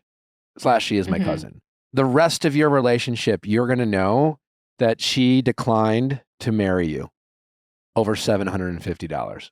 And you were always going to feel a certain way about that, about her. And you'll have the right to. And I don't know what her financial situation is going to be going forward. But if this is someone who has any kind of ambitions professionally, you know, like, hey, you know, her and her fiance, like hope to be a power couple and make a lot of money and continue to like build on the ring they went for it on, you know, $750 like might feel like less and less like, yeah, remember that time you didn't want to marry me over $750? Like that's going to be like something that she will always have to address. And you will always be on the right side of that argument, especially if her financial situation only improves over time. You know, that's on, you know, we can't predict the future in that regard, but, you know, and I don't know, like, you know, if you guys, you and your group of friends are like upper middle class or what, or I don't, you know what I'm saying? Like, I don't know your financial situation. But I'm getting the feeling that $750, while a decent amount of money, you know, my guess is she'll probably spend that amount of money on clothes over the next 6 months or even the next year. Yeah. And like, that's just you know, how close are you? You know, it's just like she'd rather have a new wardrobe and not even a new wardrobe, you know. Does she buy a bracelet for $750? A pair of shoes, a pair of pumps, you know, like you're going to notice what she's going to be spending her money on. And anytime you do the math in your head and it's over something that she doesn't even value that much, or you know, a pair of clothes, or, you know, that she discards in a couple years or whatever, but she wanted to have it then, you're going to do the math in your head and that's going to matter. And that's a shame that she doesn't see it that way. But yeah, no, I'm definitely already doing So what do you say to her? You know her, I don't know her, but I don't think the next conversation shouldn't be about trying to convince her to do your wedding. You could just say, hey, listen, like, obviously I'm sad. I asked you because of how much you mean to me in our relationship. So listen, I'm not here to tell you like what you can or cannot afford or your budget, but like, listen, I don't think $750 is the end all be all for you. I see you wearing $750 all the time, like I just do. And I'm only hopefully going to get married once. And like, no matter what, I'll always know that like you chose not to be at my wedding over like holding a hard line over $750. Now, if she throws that back into your face being like, well, you're not paying for me to be there. It's just like, yeah, it's just not the same. I'm like, yeah, I'm not paying for you to preside over my wedding. I want you to want to be at my wedding. I want you to want to marry us. And if that's too much to ask because I can't, it's just not the same, and it's not. Yeah. Yeah. But you can't make her want to do it.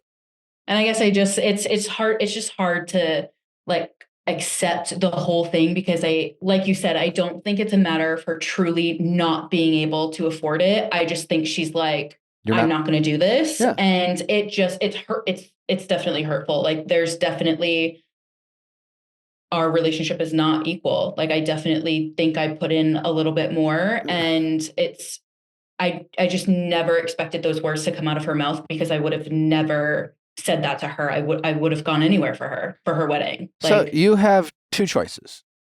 You could address it head on, or you could live your life and see if she cares enough to address it with you. You could decide right now, my focus is going to be on planning my wedding and focusing on happy thoughts. I have her answer. Her answer is it's not a priority for her to be there. If she starts arguing that's when she loses. She can't just be like, listen, at the end of the day, I understand that's a lot of money, but if we're going to get into a whole semantical argument about like what you can and can't afford, then, again, I see what you spend your money on. And so,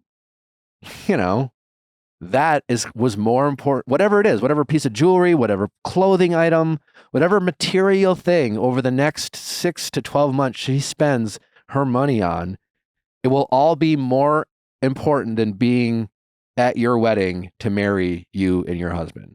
Yeah. And if she has a hard time seeing that, then I think it should just speak to you in terms of what your friendship actually is. Yeah. And I don't know if I've been using this a lot. Are you watching Vanderpump? Oh, yeah. All right. So I want you to channel Ariana reunion part 3. And you got to, again, she did this calmly. And so the only way to get through to her, whether you address it with her or she notices you've pulled away and you've been a little distant and you've moved on, I think if and when you move on, I don't think you make a whole thing of it. You just move on. You just... Okay. So no text, no conversation, just... Did she RSVP'd that she's not coming to your wedding? Yeah. As of now, if you got married next week, she told you she's not coming, yeah? Yeah. I mean, we haven't sent out official invitations yet. We basically sent out all the information to those we're inviting as early as we could so people could plan and budget and do all of those things. So yeah, we still have to send out invitations. And I was like, send her one and let her know, still want you here. You're still invited. If you want, so I'm getting the hint that maybe it makes sense for some communication to solidify whether she is or isn't going to. So it sounds to me like maybe she still might be expecting you to reach out with an answer about whether you're going to pay for her to be there or not. No. So not our last text. This happened about a week ago. We were communicating about some of the updates we got from the travel agent in terms of the expenses. And she was like, oh, well, okay, so I budgeted $750. So if you want me to go, you need to pay the rest. And I basically was like, we've already had this conversation. You can't force me to pay the difference. We've talked about this. And she said, well, you can't force me to... Yeah, no one's forcing anyone to do anything. I don't know why either of you are using the word force. You're right. It was poor language. I feel like I definitely reacted poorly. I was just really caught off guard and frustrated, like I said, because we'd already kind of discussed it. And I thought we were on the same page of figuring it out. She said, yes, she was going to come. So I definitely reacted poorly, but she said, if you're not going to pay $750, then I'm not going. And I said, okay.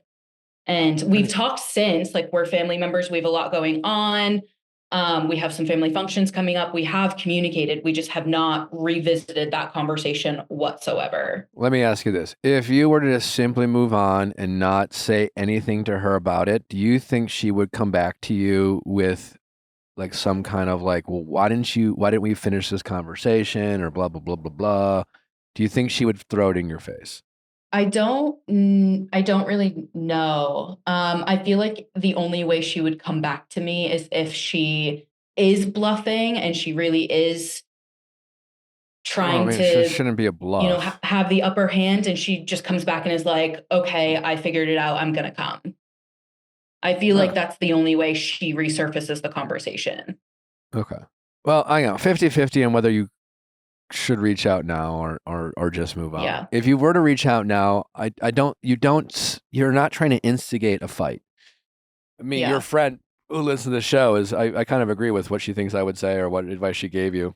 I don't know if you need to go hard to the paint and that direct. I think you want to sprinkle a little sadness, empathy, and love in there. But it's something to the effect of, and maybe it's a phone call. I think maybe text is not necessarily the way to go about these things. But you just say, hey, listen, I'm just letting you know, like, I just want to, before I move on, I just wanted to have one last conversation with you about this. I'm obviously really sad that you're choosing not to be at my wedding. Obviously, we can't afford to pay for you, and like, I hate using the word afford. Like, we're not going to pay for you to come to our wedding. I understand it's a destination wedding, but like, we're just not going to pay for, and she is family, right? So why does she get paid for, like, you have a lot of family coming and they're going to be paying, like, we're not paying for people to come to our wedding. I understand it's a destination wedding, and we accept and we are great for those who want to be there at our wedding. And we understand for those who like have other priorities. That's what you should say. That's good.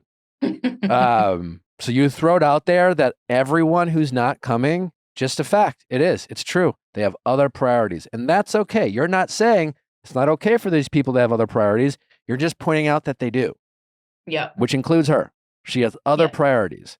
So you just say, hey, listen, we're not going to be paying for people to come to our wedding. We're grateful for those people who do. We understand that other people have other priorities. I would be lying if I said, I'm definitely sad to know that like you being at our wedding and marrying us isn't as big of a priority for you as it was for me to ask you, but like, it just is what it is. No, I wouldn't say it is what it is, but I guess I understand. Like before I move on and look for someone else to marry us, I just want to confirm that you are choosing not to come to our wedding. And you have to include the choose, because she is choosing. Okay. And if she responds back, be like, I'm not choosing, I can't afford it, then you have to decide if you really want to go there and get into it or not. And going there would be simply pointing out, be like, oh yeah, and I'm not here to budget your bank account or tell you what you can afford, but I see the stuff you spend money on, and while $750 isn't the end all be all, like you can choose to spend it or you can choose not to, but knowing that you're going to miss my wedding over $750 definitely is a bummer. And most likely that will trigger her, make her upset, sound really defensive, and yada, yada, yada. But like I said, she is your family. She is your cousin. And I don't know what the future holds, but there's way greater chance that as long as you maintain this relationship and friendship, she's going to feel pretty dumb in the future for having missed your wedding. Because unfortunately, do you want to be right or do you want to be happy? This isn't make you happy, but the good news is you are at least right. So you have that going for you. And I do think if you want to find a silver lining, I bet you can find someone better equipped to marry you two than her. Yeah. And I think when you think about replacing her, I want you and your fiance to put a lot of thought into who can crush this, who's going to want to do this, who is excited about being asked, who wants to perform, who wants to put in the time and the homework to really crush this. Because I don't think she's going to. It's definitely a hard pill to swallow, but I don't think you're wrong. It's just It's a little heartbreaking. It is, but it's not the end of the world. It really isn't. Like, it's not the end of the world. It's focus just on not... your fiance, your wedding. It's like it's sad, but like it isn't the end of the world. It's not the end of your friendship or your relationship. You can get over it. You know, you can be the bigger person. Certainly, you'll be able to give her shit for the rest of your friendship. You know, you'll have that going for you. But like, it just, it doesn't have to ruin it. You can choose to let it go. You can choose to not do what she's doing, and you could just take the friendship she's willing to give. But it is a barometer. It is letting you know how much she is willing to give for this friendship. So, you know, now you know. Yeah. All right. Well, thanks, Nick. All right. Sorry I couldn't give you a way to figure this out, but listen, you just have to. No, it's good. It's just a lot of, you just have to accept how things are and go from there, and show her through your actions that you'll adjust. And because if you think she's playing a game, or you know, like already you're fired, you know? Well, it's she, you know, if she's proving a point, like, no, again, do you want to marry us or not? Mm-hmm. Yeah. I mean, I definitely want it spectacular. So, all right. Well, she gave you a little bit of insider baseball about her intentions. And so she is giving, you know, so see it as a blessing rather than a slap in the face or a dig. Yeah. Okay. All right. You're right. All right. Good luck. Let us know what the fallout is. We'd love an update. Okay. Will do. All right. Take care. Thank you for listening. Don't forget to send in your questions at asknick@viallfiles.com for all things Ask Nick, texting office hours, mediation. You know the drill. We'll see you tomorrow for Reality Recap. Bye.